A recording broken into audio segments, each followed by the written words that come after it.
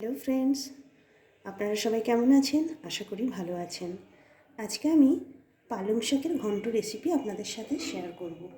কম বেশি আপনারা সবাই এই রেসিপিটি বাড়িতে বানান। তো আজকে আমি যেভাবে বানাচ্ছি আশা করি আপনাদের ভালো লাগবে।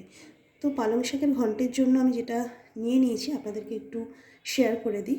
সেটা হচ্ছে আমি এখানে যে ভেজিটেবলসগুলো নিয়েছি, এখানে নিয়েছি বেগুন আমি ডুমো ডুমো করে কেটে নিয়েছি। আপনারা চাইলে লম্বা কাটতে পারেন। এখানে আমি মূলো আর গাজরটাকে একদম ছোট ছোট করে কেটে নিয়েছি, কারণ এটা একটু সেদ্ধ হতে টাইম লাগে।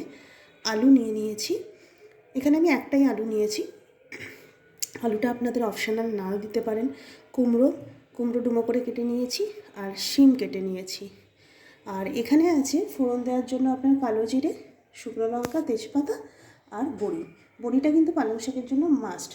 আর আমি পালং শাকটা ধুয়ে এটাকে আমি জল ঝরিয়ে নিয়েছি। তো চলুন বন্ধুরা, এবার রেসিপিটি আমি স্টার্ট করি। তো বন্ধুরা, আমি কড়াতে এখানে 4 টেবিল স্পুন মতো তেল দিয়ে দিয়েছি। এই তেলটা দিয়েই কিন্তু আমার পুরো রান্নাটা কমপ্লিট হবে, আর আমি কোনো তেল দেবো না। তো প্রথমে আমার তেলটা গরম হয়ে গেছে, আমি প্রথমে বড়িগুলো ভেজে নেব।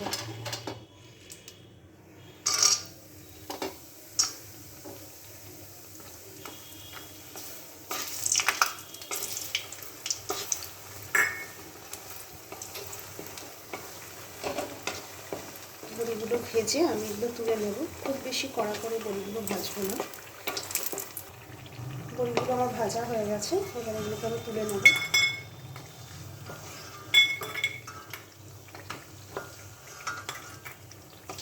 বড়িটা যখন ভাজবেন গ্যাসের ফ্লেমটা কিন্তু মিডিয়াম ফ্লেমে করে দেবেন, নাহলে বড়িগুলো পুড়ে যেতে পারে। তো আমার বড়িগুলো ভাজা হয়ে গেছে। এবার কড়াতে আমি একটু নুন দিয়ে দিলাম।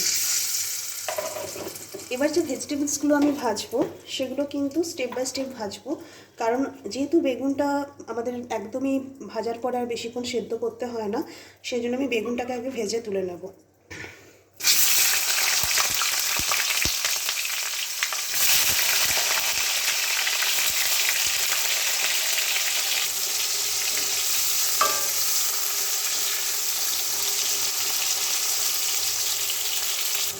বেগুনগুলো আমার ভাজা হয়ে গেছে, এগুলো আমি তুলে নেব।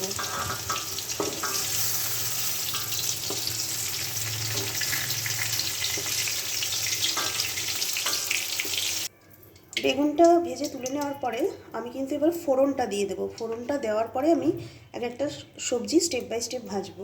তো সবার প্রথমে আমি শুকনো লঙ্কাটা দিয়ে দিলাম, তারপরে তেজপাতাটা, এবং এখানে 1 টিস্পুন মতো কালো জিরে ফোড়ন দিয়ে দিলাম।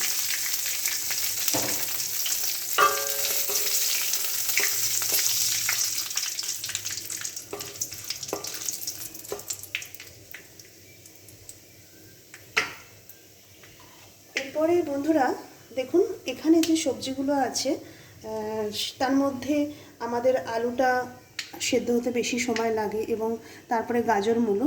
তো আমি ফার্স্টে আলুটাকে দেব, আলুটাকে ফ্রাই করব প্রথমে।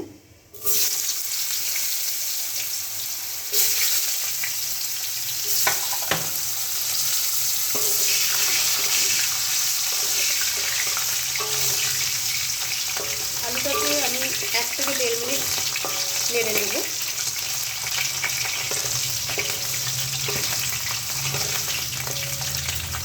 মূলো আর গাজরটা দিয়ে দেব। আপনারা চাইলে এর সঙ্গে রাঙা আলুও দিতে পারেন, বাটি কচুও দিতে পারেন, খুবই ভালো লাগে। এটা দিয়েও আমি 1 মিনিট মতো নেড়ে নেব। মূলো আর গাজরটাও আমি 1 মিনিট ভাজার পরে এবার শিমগুলো দিয়ে দেবো। শিমগুলো দিয়েও আমি কিছুক্ষণ নাড়াচাড়া করে নেব। লাস্টে আমি কুমড়োটা দেবো। এইভাবে স্টেপ বাই স্টেপ ভেজিটেবলসগুলো দিলে প্রত্যেকটা ভেজিটেবলসই কিন্তু খুব সুন্দরভাবে সেদ্ধও হবে এবং টেস্টও ভীষণ ভালো আসবে।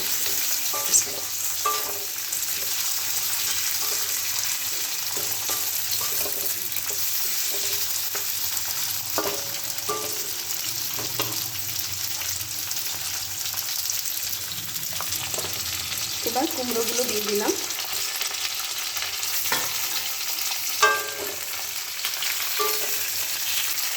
কুমড়োগুলো দিয়ে নেড়ে নেওয়ার পরে এবার আমি এখানে 1 চামচ মতো নুন,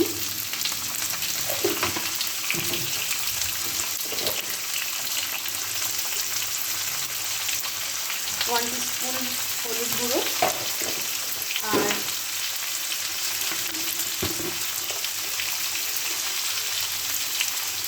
1 চামচ চিনি দিয়ে দিলাম। এবার এটাকে নেড়ে নিয়ে হালকা করে আমি কিন্তু সবজিগুলো একটু একটু করে ঢাকা দিয়ে ফ্রাই করব। মোটামুটি 70 to 80% যখন ভেজিটেবলসগুলো হয়ে যাবে তখনই আমি এর মধ্যে ধুয়ে নেওয়া পালং শাকগুলো দিয়ে দেবো। তো আমি এখানে একটু ঢেকে দিচ্ছি।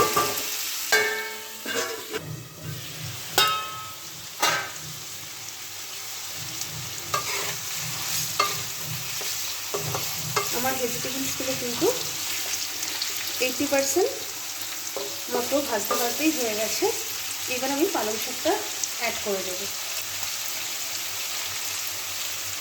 পালং শাক রেসিপিতে কোনো রকম জলের ব্যবহার লাগে না, কারণ পালং শাক থেকে একটা অটোমেটিক ওয়াটার রিলিজ হয়, যেটাতেই সমস্ত সবজিও সেদ্ধ হয়ে যায় এবং পালং শাকটাও খুব ভালোভাবে কুক হয়ে যায়। এই পালং শাকটা দেওয়ার পরে সমস্ত ভেজিটেবলসগুলো এর সঙ্গে মিশিয়ে নেওয়ার পরে কিন্তু আমাদেরকে ঢাকা দিয়ে এটা করতে হবে। ঢাকা দিতে হবে এবং বারে বারে নাড়তে হবে।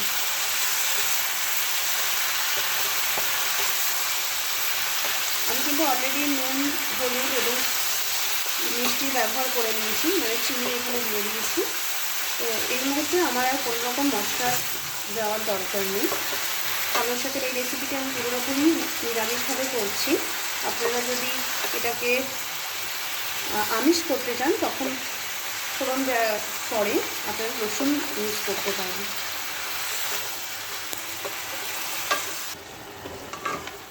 ঢাকাটা খুলে আমি আরও একবার একটু নাড়িয়ে দিলাম। দেখুন বন্ধুরা, অটোমেটিক কিন্তু এখান থেকে জল বেরোতে শুরু করেছে। এটাতেই আমার যে 20% ভেজিটেবল সেদ্ধ হওয়া বাকি আছে সেটা কিন্তু সেদ্ধ হয়ে যাবে।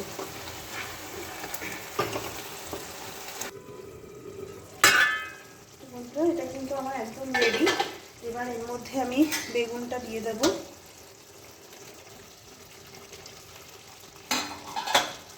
এবং বড়িগুলো দিয়ে দেব। এবার এটাকে ভালো করে মিশিয়ে নেব। আমি ঢাকা দিয়ে দিয়ে জাস্ট 5 মিনিট মতো করলাম।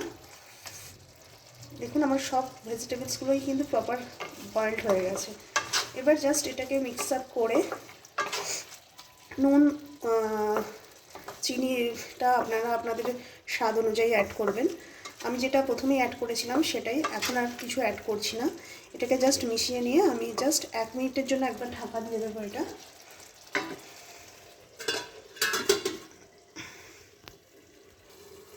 1 মিনিট পরে আমি ঢাকাটা খুললাম। একদম রেডি, খুব সুন্দর একটা টেক্সচার এসছে।